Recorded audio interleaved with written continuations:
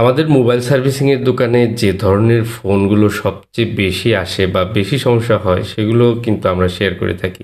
দেখুন, এই ফোনটা হচ্ছে স্যামসাং এর A13 5G। তো এই ফোনটা বর্তমানে অফ হয়ে আছে এবং কি এই ফোনটার কি সমস্যা হতে পারে? একটা কমন সমস্যা রয়েছে বিশেষ করে 5G ফোনগুলো। বর্তমানের যে কম বাজেটের যে ফোনগুলো, এগুলোর মধ্যে 5G যে ফোনগুলো রয়েছে সেগুলোতে একটা কমন সমস্যা দেখা দিচ্ছে বর্তমানে। আমরা কিন্তু সেটা পাচ্ছি। সেটা হচ্ছে যে এই ফোনগুলো যে পরিমাণে আসলে ফিচার দেওয়া হয়েছে, সব ধরনের সুযোগ সুবিধা দেওয়া হয়েছে এবং প্রসেসরটা কিন্তু সেই তুলনায় অতটা স্ট্রং না। মানে সোজা কথা হচ্ছে যে আপনি লোড নিতে পারবেন ৫ কেজি কিন্তু আপনাকে দেওয়া হচ্ছে ১০ কেজি বা ৮ কেজি।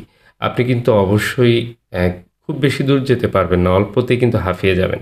আর এই ফোনটা হচ্ছে এরকম যে অল্প টাকায় অনেক কিছু। তো 5G প্রসেসরগুলো বর্তমানে যে ধরনের প্রসেসরগুলো রয়েছে এর মধ্যে অনেকগুলো প্রসেসর কিন্তু ইতিমধ্যেই ফল্ট হয়েছে, সেটা স্যামসাংয়ের বিশেষ করে। স্যামসাংয়ের ফোনগুলো আমরা অনেক সময় কিন্তু একটু আত্মবিশ্বাস নিয়েই কিনে থাকি যে স্যামসাং কোম্পানিটা অনেক ভালো একটি কোম্পানি এবং তাদের ফোনগুলো সহজে প্রবলেম হয় না। কিন্তু কমন কিছু সমস্যা দেখা দিচ্ছে, সেটা হলো প্রসেসর ইস্যু। প্রসেসরগুলো অতিরিক্ত হিট হওয়ার কারণে এই প্রসেসর থেকে হুট করে ফোনগুলো বন্ধ হয়ে যায়। আবার কিছু কিছু ফোন আছে যে অতিরিক্ত হিট হলে সমস্যা করে, এমনিতে ঠান্ডা হলে আবার অনেক সময় চলে। আবার কিছু কিছু ফোন আছে যেগুলো রিস্টার্ট করতে থাকে। কোনো কোনো ফোন একদম প্রসেসর গরম হয়ে প্রসেসরের ভিতরে কিন্তু শর্টও হয়ে যায়, এরকম প্রসেসরও কিন্তু পেয়েছি।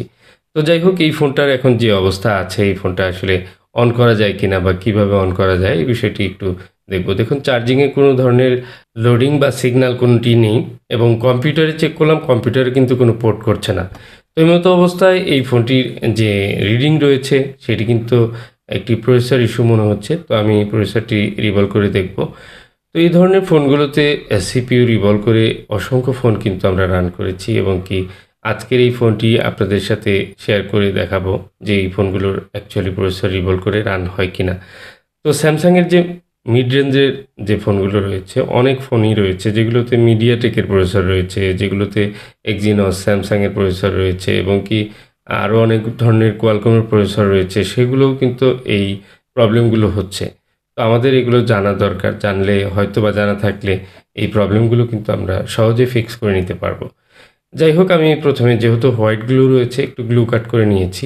এবার আমি প্রসেসরটি রিমুভ করে নেব। আরেকটি বিষয় হচ্ছে এটা স্যামসাংয়ের এমন একটি প্রসেসর যেটা খুবই পাতলা, খুব পাতলা হয়ে থাকে এবং মাদারবোর্ডগুলোও কিন্তু খুব পাতলা। এই স্লিম বা পাতলা মাদারবোর্ড এবং কি প্রসেসর এগুলোর মধ্যে হিট দিয়ে আইসি খোলা লাগানোর সময় কিন্তু দুর্ঘটনাবশত অনেক সময় কিন্তু মাদারবোর্ড ফুলে যেতে পারে এবং কি সিপিইউ কিন্তু খারাপ হয়ে যেতে পারে। তো এই বিষয়টা খেয়াল করে খুব স্মুথলি কিন্তু সিপিইউটা রিমুভ করতে হয়। অতিরিক্ত হিট দিলে মাদারবোর্ড ফুলে যাওয়ার ভয় থাকে, আবার কম হিট লাগলে কিন্তু দেখা যায় যে আইসিটি খুলবে না এবং নিচের লাইনগুলো কিন্তু আবার মিসিং হয়ে যাওয়ার সম্ভাবনা থাকে। আর কমন একটি বিষয় আছে যে স্যামসাংয়ের এই ধরনের মাদারবোর্ডগুলোতে আইসি, সিপিইউ রিমুভ করার পর দেখা যায় কিছু এনসি লাইন মিসিং থাকে। মানে এনসি যেগুলো নো কানেকশন রয়েছে সেগুলোতে কোনো ধরনের অ্যা যে প্যাড, বন্ডিং প্যাড থাকে সেটা কিন্তু নেই। তো ভয় পাওয়ার কিছু নেই। একেবারেই সিম্পল একটি বিষয়। যদিও সবাই জানেন হয়তো যারা রিবোলিং এর কাজগুলো করেন। তো অনেক সময় দেখা যায় যে এই মিসিং প্যাডের সঙ্গে কিন্তু ২-১ টি গুরুত্বপূর্ণ লাইনও কিন্তু মিসিং হয়ে যেতে পারে। যদি সেরকম হয় তাহলে কিন্তু ফোনটি অন্য প্রবলেম করতে পারে। সো এই বিষয়টা কিন্তু খুব খেয়াল করেই আমাদের কাজ করা উচিত। দেখুন, একেবারে আঠাগুলো খুব মানে রাবার আঠা, সিলিকন আঠা। এই আঠাগুলো অন্য টাইপের হয়, স্যামসাং ইউজ করে থাকে। যত ধরনের আঠাই ব্যবহার করুক না কেন, তারপরেও কিন্তু এই ফোনগুলোতে একই প্রবলেম হচ্ছে। দেখুন, প্রসেসর হিট হতে হতে নিচের যে লাইনগুলো এগুলো কিন্তু অনেক সময় মরিচার মতো পড়ে যায়। এই লাইনগুলো কিন্তু ভালো করে ব্রাশ করে ক্লিন করে তারপর রিভলভ করতে হয়। তো এই ধরনের ফোনগুলো যেহেতু প্রসেসর প্রচুর হিট হয়, মানে 5G প্রসেসর সব ধরনের যে ক্যামেরা, ভিডিও এবং গ্রাফিক্স সব ধরনের সাপোর্টগুলো দিতে গিয়ে এই প্রসেসরগুলো আসলে পেরে ওঠে না। যে কারণে প্রচুর হিট হয়ে অনেক সময় দেখা যায় যে এই লাইনগুলো যে সোল্ডারিং বলগুলো থাকে সেগুলো কিন্তু ড্রাই হয়ে যায়। ড্রাই হয়ে যাওয়ার কারণে একসময় কিন্তু এগুলো ফল্ট হতে থাকে এবং সময়ের সাথে সাথে এই প্রবলেমগুলো কিন্তু বাড়তে থাকে। তো এগুলো ফিক্স করার জন্য জাস্ট এই যেভাবে রিভলভ করতে পারি আমরা, রিভলভ করে মাদারবোর্ডে লাগিয়ে দিলেই ফোনগুলো কিন্তু অন হয়ে যায়। আর এই কাজটি একটু এক্সপার্ট যারা তাদের দিয়ে করালে আপনার ফোনটি ঠিক হওয়ার সম্ভাবনা অনেক বেশি থাকে। অনেক সময় দেখা যায় যে নতুন যারা ট্রাই করেন তাদের হাতে একটু অ্যাক্সিডেন্টলি অনেক সময় এগুলো কিন্তু আনসাকসেস হয়ে যায়। তখন কিন্তু এই ফোনগুলো পরবর্তীতে আর সাকসেস করা সম্ভব হয় না। তো যাই হোক, এগুলো যেহেতু খুব একটা দামি ফোন না, নরমালি এই কাজগুলো কিন্তু অনেকেই খুব অ্যাভেলেবল যে কোনো জায়গা থেকেই করিয়ে নিতে পারছেন, এবং কি খুব একটা রিস্ক নিয়েও কাজ করতে হয় না। এই ফোনগুলো উইদাউট রিস্কেই কাজ করা যায়। তারপরেও স্যামসাংয়ের ফোন এবং এই ধরনের প্রসেসরের কাজ বলতেই একটু রিস্ক থাকে। এটা যে কোনো টেকনিশিয়ানের হাতেই কিন্তু খারাপ হতে পারে। যেহেতু ডেড ফোনের ক্ষেত্রে কিন্তু ভয় থাকে না টেকনিশিয়ানদের। এটি কিন্তু একটি গুরুত্বপূর্ণ টপিক।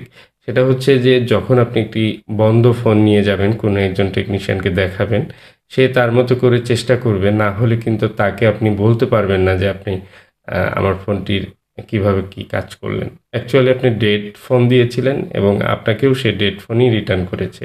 সো এই জায়গাটিতে টেকনিশিয়ানের খুব একটা প্রেশার থাকে না। যখন একটা ফোন রানিং থাকে বা লোগো হ্যাং হয়ে দাঁড়িয়ে থাকে অথবা রিস্টার্ট করতে থাকে, কিছুটা হলেও ফোনটা যেহেতু রান হয়, ওই ফোনটাতে কাজ করতে গেলে কিন্তু ঝুঁকি বেশি থাকে। মানে রিস্ক নিয়ে কাজ করতে হয়। যাদের একটু কনফিডেন্স কম থাকে তখন কিন্তু তারা এই বিষয়গুলো রিস্ক নিয়েই কাজ করে থাকে। যাই হোক, এই ফোনটির সিপিইউ রিভলিং অলরেডি কমপ্লিট এবং আমি যে থার্মাল একটি প্যাড থাকে সেটি বসিয়ে দিলাম। এবার আমি চেক করব ফোনটি অন হয় কিনা। তো দেখুন, এই ফোনটার ক্ষেত্রে আমি আসলে যে পাঠিয়েছেন সেও একজন টেকনিশিয়ান। উনি আমার কাছে পাঠিয়েছেন দেখার জন্য। দেখুন, চার্জিংয়ের লোগো এসেছে। তো আমি একটু অপেক্ষা করব এবং পুরোপুরি অন না হওয়া পর্যন্ত কিন্তু এই ফোনটি বলা যায় না যে 100% সাকসেসফুল হয়েছে। তো দেখুন, 2% চার্জ আমি করে নিলাম, কিন্তু তারপরেও সম্পূর্ণ ফিটিং করে একদম অন করে তারপরে দেখব যে ফোনটি সম্পূর্ণ ঠিকঠাক চলে কিনা। দেখুন, ক্যামেরা এবং কি এখানে স্পিকারের যে লাইনটি, স্পিকার অলরেডি খুলে আছে। সেটি যথাস্থানে বসিয়ে দিলাম এবং কি সব কিছু ক্যামেরার লেন্সগুলো ঠিকঠাক মতো লাগিয়ে তারপর কিন্তু ফোনটি অন করতে হবে। তো এখানে অনেক সময় একটা প্রবলেম পাওয়া যায়, সেটা হচ্ছে আপনাদের দেখাচ্ছি। দেখুন, এখানে আমি চার্জারের যে কানেকশন সেটা কিন্তু খুলে ফেলেছি, তারপরেও ব্যাটারি লোগো এসে আটকে আছে। তো এটা কিন্তু ভালো লক্ষণ না। আমি তারপরে ফিটিং করছি, ফিটিং করে একবার একটু রিস্টার্ট করে দেখবো যে ফোনটি অন হয় কিনা। কারণ ব্যাটারির চার্জিংয়ের যখন লোগো এসে থাকবে, চার্জার খুলে ফেলার পর সেটা কিন্তু চলে যাওয়ার কথা। তো আমি আবার পুনরায় চার্জ লাগিয়ে দিলাম চার্জার। তো দেখুন, চার্জিংয়ের লোডিং নিচ্ছে একটু কম, কিন্তু আমার ফোনটি কিন্তু পুরোপুরি অন হচ্ছে না। আমি রিবোট করলাম, এরপর কিন্তু বেশ চেষ্টা করেও এই ফোনটাকে আর অনই করতে পারছি না এবং চার্জিংয়ের কিন্তু আর লোগোও আসছে না।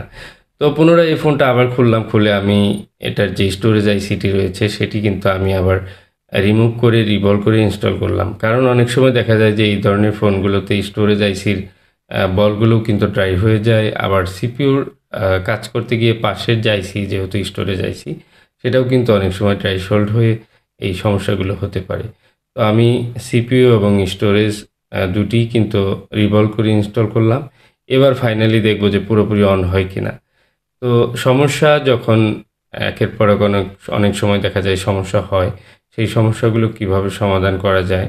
তো দেখুন, এবার চার্জিংয়ের লোগো কিন্তু আবার চলে আসছে এবং কি এই ফোনটার যিনি ওনার, উনি কিন্তু সরাসরি আমার কাছে এসেছে। উনি আমার কাছে বা আমার এখানে অপেক্ষা করছে। তো ওনার সাথে আমি কথা বললাম যে এই ফোনটার নাকি স্টোরেজ একেবারে ফুল হয়ে আছে। তো ফোনটি একটু চার্জ করে নিয়েছি। এখন যেহেতু 4% চার্জ আছে, আমি একটু ফোনটা অন করব। তো অনেক সময় দেখা যায় যে এই ফোনগুলো যদি স্টোরেজ খুবই ফুল থাকে তখন কিন্তু ফোন প্রচুর পরিমাণে হিট হয়। হিট হলে আপনি স্টোরেজ এবং কি সিপিইউর উপরে, দুটির উপরেই কিন্তু প্রচুর চাপ পড়ে। এটি কিন্তু খুব কমন একটি বিষয়। তো এই ব্যাপারটি প্রত্যেক ইউজারের জানা উচিত। অন্ততপক্ষে আপনার 80% পর্যন্ত আপনি ইউজ করবেন, বাকি স্টোরেজ খালি রাখা উচিত। সম্পূর্ণ ফুল হয়ে গেলে অনেক সময় দেখা যায় যে ফোনটা কিন্তু ঠিকঠাক মতো রান করতে পারে না। অনেক অ্যাপস কিন্তু হ্যাং হয়ে যায়, স্লো হয়ে যায়। সেই ক্ষেত্রে প্রসেসরের ডাটা প্রসেস করতে কিন্তু অনেক কষ্ট হয়। সেই সময়টাতে প্রসেসর অতিরিক্ত হিট হয়ে প্রসেসর প্রবলেম হয়, ড্রাই শোল্ড হয়, এই সমস্যাগুলো হতে পারে। তো অলরেডি একটি বেবির ছবি আপনারা দেখতে পাচ্ছেন। দেখুন লক খুলতে গিয়েই অনেক স্ক্রিনটি স্লো কাজ করছে। তার মানে ফোনটি ভীষণ স্লো, ভীষণ স্টোরেজ হয়তো ফুল। তো ভিডিওটি কেমন লাগলো অবশ্যই মতামত দিয়ে যাবেন। সবার সাথে শেয়ার করে রাখবেন এবং চ্যানেলটি সাবস্ক্রাইব করে রাখবেন। আসসালামু আলাইকুম।